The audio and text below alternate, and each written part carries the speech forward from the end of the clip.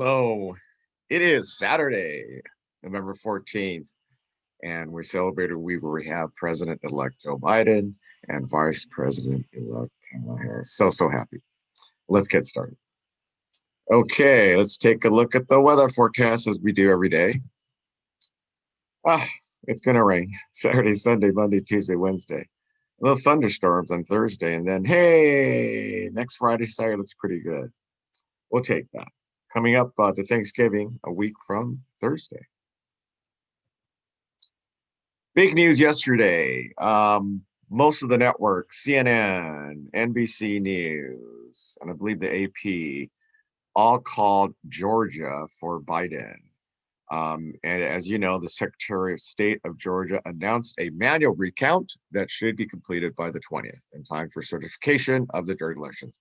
But the data shows, the voting data shows, CNN and NBC News and AP, that's enough for their election desk to call it. And the other state that was called was for Trump, North Carolina. He is winning by quite a few votes there. So this is really the final map. Biden getting 306 electoral votes to Trump's 232. And how ironic, that is the number of electoral college votes that Trump had in 2016 when he beat Hillary Clinton. So Trump had 306 to Clinton's 232. And of course, Trump said that was the greatest landslide in electoral college history, which wasn't the case. And remember, Donald Trump lost the popular vote to Hillary Clinton by over 3 million votes. In fact, right now, it looks like Biden is beating Trump by almost 6 million votes. And a lot of people believe, since there's a lot more votes to be counted, mail-in ballots, et cetera, absentee ballots in California and New York, which are huge states and obviously Democratic states, they believe that Biden, at the end of the day, will probably win this election by almost 7 million votes, which is huge. So that's the good news. Of course, Trump still hasn't conceded, and he still hasn't allowed Biden's transition team access to any of the agencies, which is bullshit. Oh, I love this. Anderson Cooper, I love Anderson. Trump's algorithms matter. Here's what does. So let's see what Anderson Cooper says. He basically was on a soapbox. So let's hear Anderson. With the pandemic raging and his last electoral chances dead or dying, the outgoing president of the United States is still refusing to accept the... You know what? It doesn't matter. I was about to start off tonight telling you about you-know-who and what outrage he's done today, not accepting the results, blah, blah, blah, claiming fraud here. It doesn't matter. It's done. He's done. He's the past. Joe Biden, for better or worse, is the present and the future.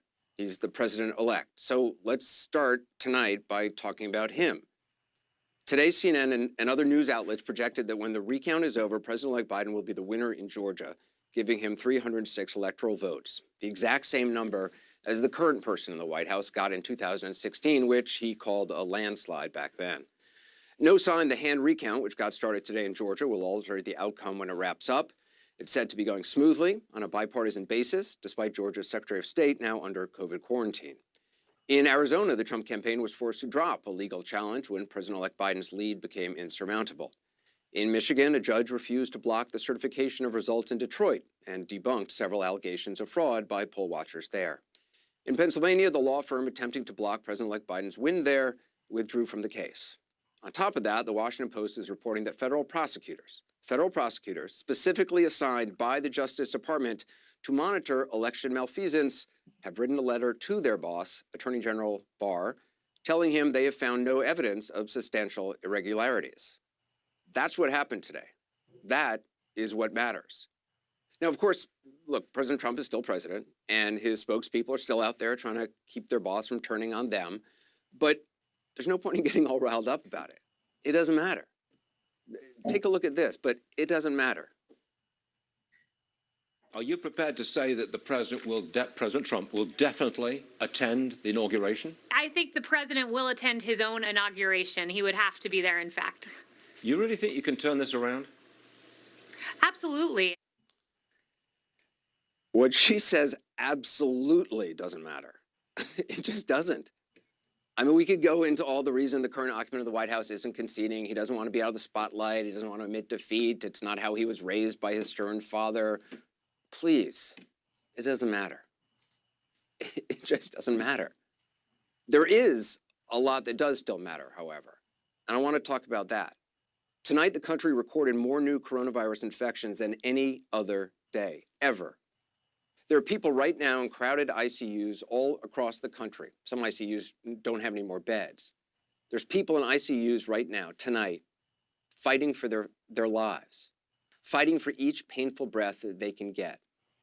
People who should not be there because we should have worn masks more. All of us, myself included. We should have social distanced more. We should have had leaders who took this seriously in the White House. This is what matters now. There's a kid at home right now, scared to death because his dad is in the hospital and he doesn't know if he will ever get to see him again. Do you know what that feels like?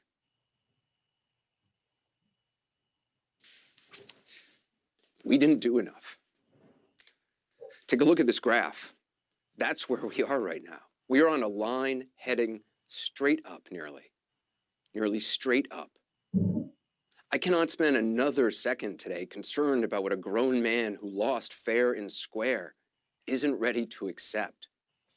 I'm not ready to accept that there could be 400,000 dead Americans by the 1st of February. Doesn't matter that I can't accept it. Doesn't matter what I think, what I can't accept. That's the reality if we don't do better. More than 160,000 new cases today. 1,306 reported fatalities. 1,306 human beings, our fellow countrymen and women, dead. More will die in this hour and in the next hours to come. Illinois today hit another record, more than 15,000 new cases and a record number of people in the hospital. Record hospitalization numbers for the country as well. In northwestern Wisconsin, the Mayo Clinic says its hospitals are full, not just the ICUs, all beds full. The CEO of another area hospital chain had this grim update. It's well above what we can tolerate right now and still save lives. And I don't know why it's continuing to get worse. From a healthcare standpoint, we're tapped out. Our beds are getting full every day. Nurses are exhausted, physicians are exhausted, we're exhausted. The president spoke about COVID today in the Rose Garden, and thank goodness, at least he finally said something about it. He praised the new vaccine that we've been talking about all week, and by all indications, it is good news. As for what hospitals and medical professionals and grieving families are up against, the president had little to say, not that it matters. Seems most people stopped looking to him for comfort or empathy a long, long time ago. Of course, he lied about testing and praised his leadership, blah, blah, blah. I'm not going to go into the details of his lies. They don't matter anymore. He's leaving. He's the past. Of course, he used the opportunity to threaten all the citizens of New York by withholding the initial doses of the vaccine, blaming New York's governor, and we'll talk to the governor tonight. And that would matter if he actually did that. And because he always ends up doing what he falsely accuses others of, he barely even mentioned the current surge and said nothing about how to address it. Just a few weeks ago, not that it matters, this is precisely what he said Joe Biden would be doing by now. That's all I hear about now.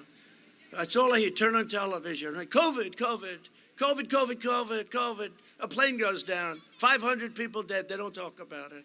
COVID, COVID, COVID, COVID. By the way, on November 4th, you won't hear about it anymore. Well, you will hear about it because you must hear about it. While I sit here tonight, not even thinking about how many breaths I'm taking, there are thousands and thousands of people gasping for breath. And we must hear them. We must do what we can to help them. Keeping them honest, this thing the president said no one would be talking about anymore is the Biden team's stated first priority. Now, can they deliver? I don't know. And if they lie and they twist the truth and make mistakes like this past administration, we will report as diligently and aggressively about that as we have about this president's failures and lies. But at least the president-elect is talking about COVID and has been all along. That matters. Wearing a mask matters. The president is doing everything he can to sabotage their efforts, of course. And sadly, that is one thing the president is doing that really does matter right now. Wow. I love it. Anderson didn't hold back. I love when he gets in soapbox, but everything he says is the honest truth. I get this thing from Thrillist. It's a good. It talks about everything. So, for example, right now, in one of their newsletters, here's the top action movies on Netflix. Since we're obviously going to be staying in more, Den of Thieves. Actually, I like Gerard Butler, so I think I might see this. I'll put it on this 2018. So the Django Unchained. I love Quentin Tarantino, so this is going to be on my list. This looks pretty good. Extraction. It's this is a Netflix movie, and the reason I'm seeing this because Hottie Chris Hemsworth is in it, so I think I'll put this on my list. Free Fire. From the molten barrels of Charles Bronson Mini Smith & Wesson, this frenetic 70s throwback plays out as one prolonged shootout. So this is IRA, Northern Ireland fighters, drug arms dealers, 2 Americans. So this is a shoot 'em up movie. So definitely if you're into shoot 'em up movies, Free Fire is one for you. Another Quentin Tarantino movie. I can't believe I haven't seen this, but The Hateful Eight. He has something to say about race, violence, and American life. It's going to rustle some feather. And so this is The Hateful Eight. And again, I can't believe I haven't seen this.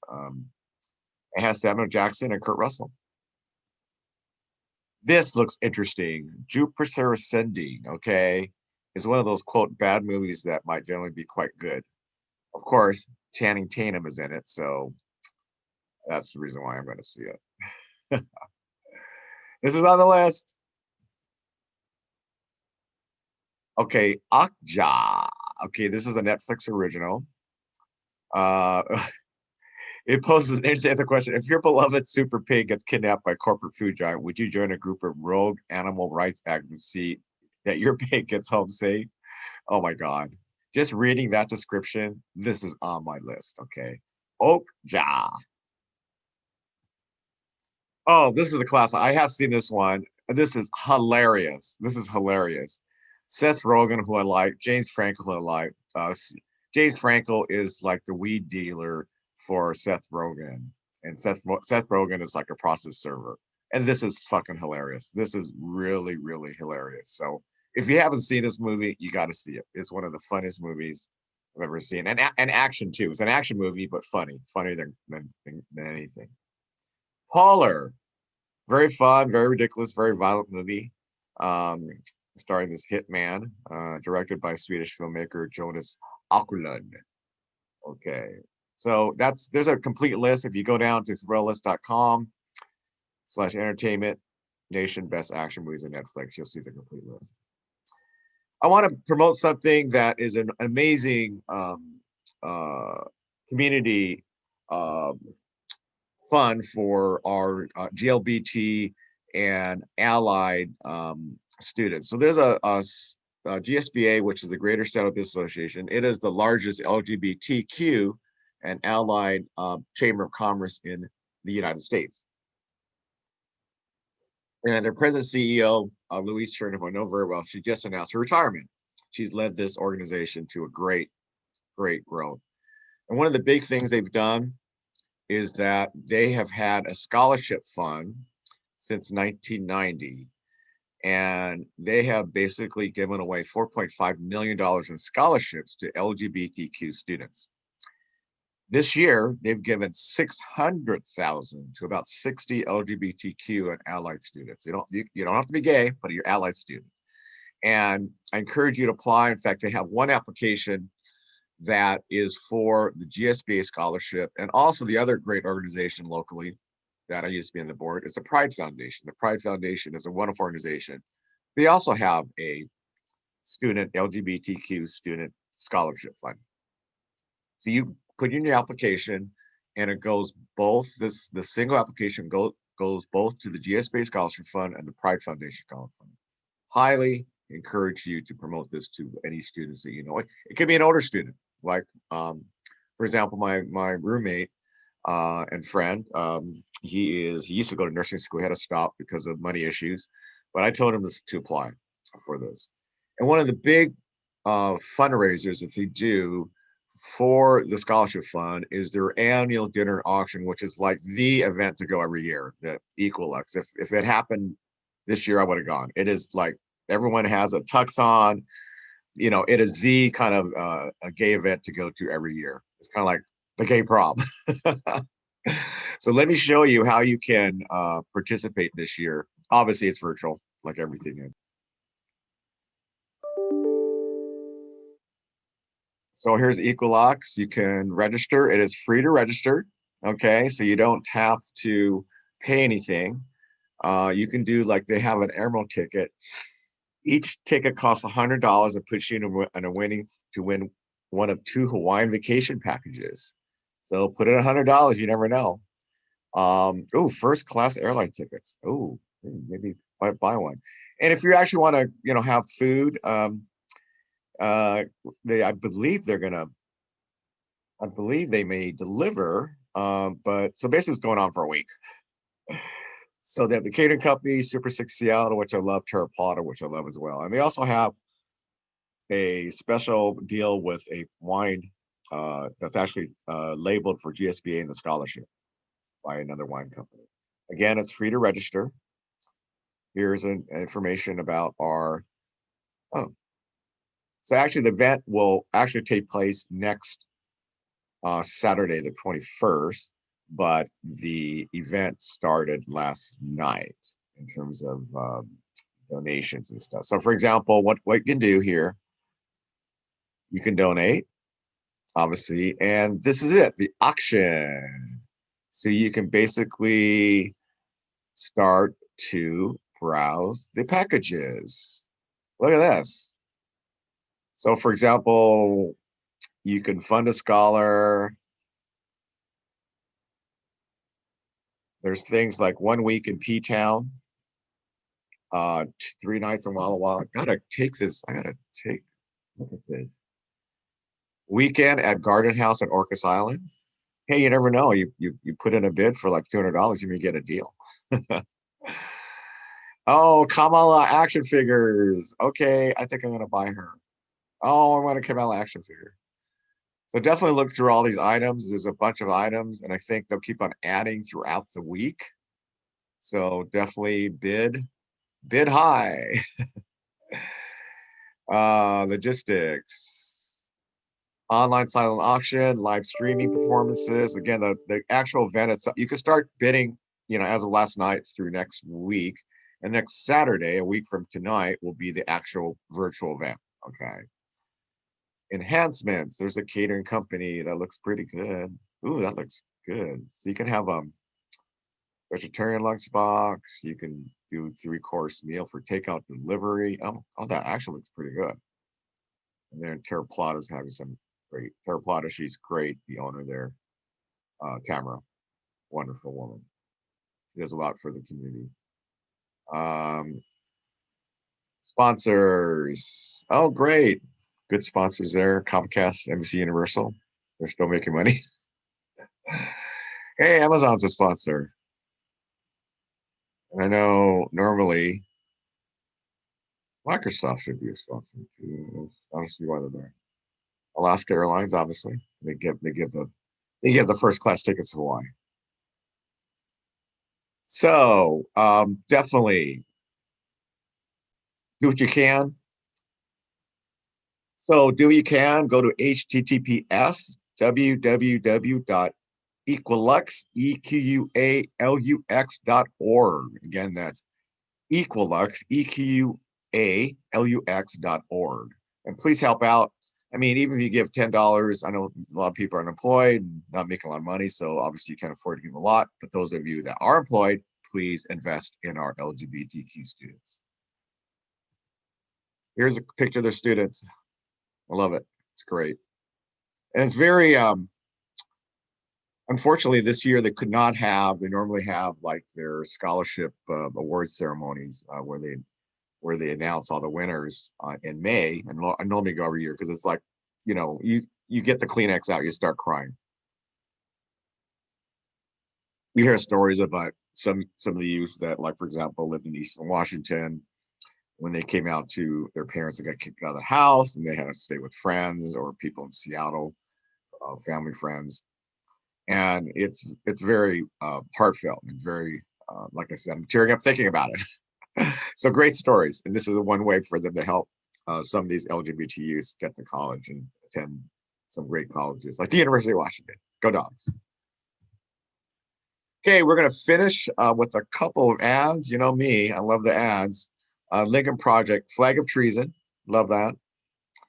Then we're going to talk about United America. This is one of the voted the best ads from the Washington Post. And then we'll finish with a Lincoln Project ad called Democracy. And I think you'll like these ads.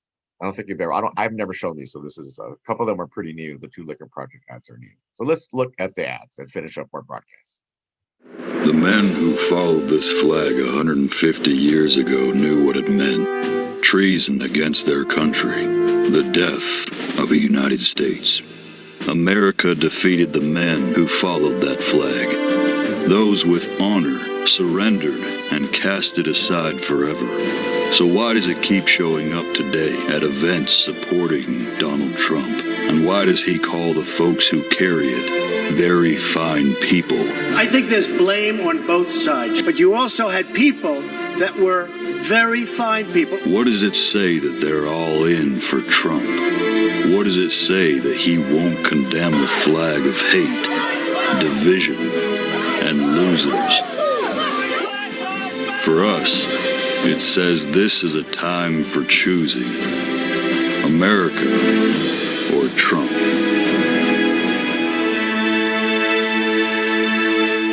For the first time in American history, we're living through 4 crises at the same time. A public health crisis. The U.S. set a new single-day record for coronavirus infections. An economic crisis. Devastating unemployment not seen since the Great Depression. A climate crisis. The impact of climate change is dangerous, and it is already being felt in the United States. And a national reckoning on racial injustice. We need a team that's up to the task. Leaders who can rally the nation to fight this virus. To not only rebuild our economy, but build it back better. To address the threat of climate change. And to root out systemic racism. Together they'll lead America, unite America, and heal America. Joe Biden and Kamala Harris. Because a united America will be a better America.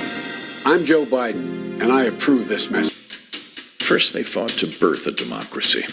Then generations fought and died to defend democracy. In 2020, Americans voted. Joe Biden was elected president, with the most votes ever cast for a president in U.S. history.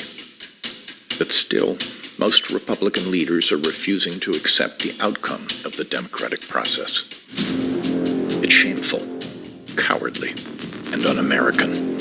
Across the globe, our enemies attack America by saying we really aren't a democracy. Now, Republicans are acting like Russia, Iran, North Korea, China.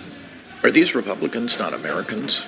If a president wasn't elected legally, then no one was elected legally. Call your Republican officials and tell them to start acting like Americans and support democracy. The question in 2020 was America or Trump. America won. It's time for Republicans to put America first. The Lincoln Project is responsible for the content of this advertising. Love the Lincoln Project. I heard they're going to be around. They're going to do reincarnate and do other advocacy work because obviously they have a pretty amazing advertising team that have created probably, I think, the best advertising against Trump in this campaign season. Really effective ads. So they'll stay around. Again, they're a bunch of ex-Republicans or current Republicans that just hate Trump. Anyway, have a great Saturday. I'm going to catch up with some old friends, former co-workers, and a former partner of Microsoft today at 11.